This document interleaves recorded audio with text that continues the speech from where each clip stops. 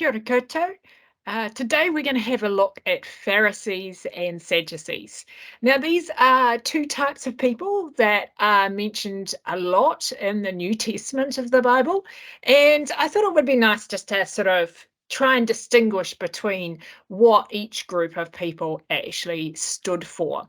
So let's start with the Pharisees. So the Pharisees were a group of people, obviously, and they were often the brunt of a lot of what Jesus said about the hypocrisy of the Jewish people, but also the hypocrisy of this particular group of people. They were very strict observers of the Torah, the law, the and the oral traditions of the Jewish people.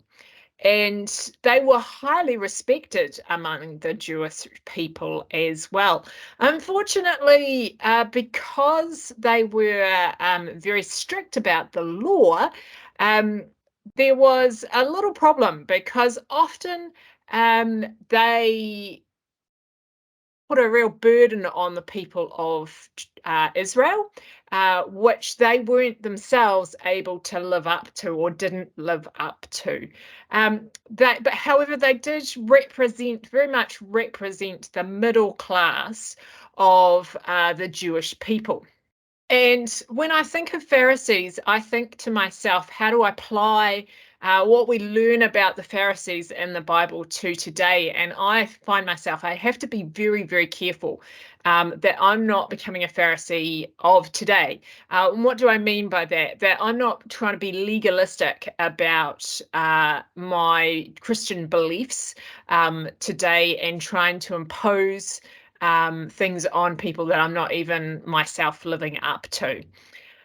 So that's the Pharisees. What about the Sadducees? Now, the Sadducees were quite different from the Pharisees, and they were actually a really conservative political group that were around at the time of Jesus in the New Testament, and they really represented the Jewish aristocracy. So they were the high class people, if you wanted to say it like that. And they controlled the Jewish council at the time of Jesus, which is also known as the Sanhedrin. And because they were from the aristocracy, they had very little influence among the common people.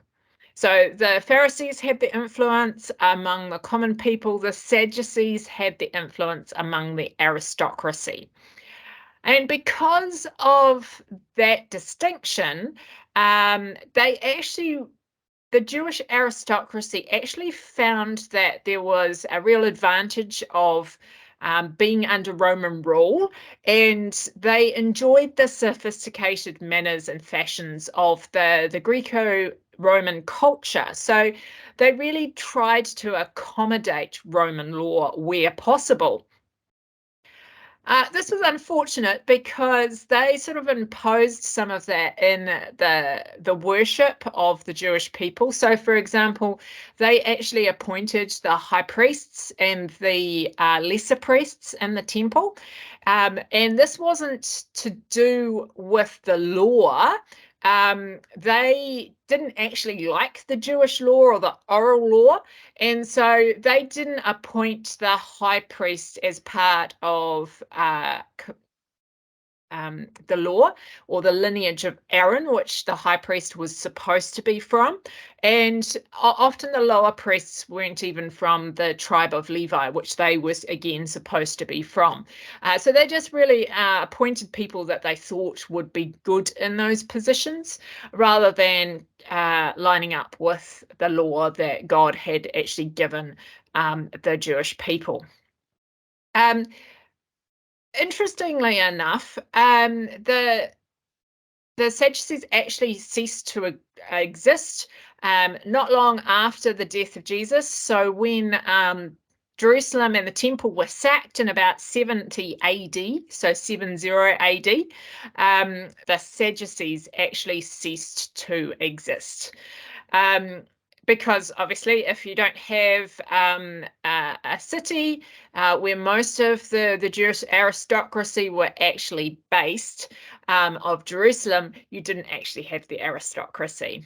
But taking us back to the time of Jesus, um, Jesus actually really started to draw the attention of Rome, and the Sadducees and the Pharisees were really threatened by that because they felt like the power that they had was being taken away from them, with the focus going to Jesus. And so that's why you actually see them banding together in the New Testament, especially in the Gospels, and trying to get rid of Jesus. Now, this would be really unusual for the Pharisees and the Sadducees to actually put aside their differences and band together and work together. And so that's really significant when it comes to Jesus in the New Testament, and their reaction to Jesus in the New Testament. So that's a little bit about the Pharisees and Sadducees.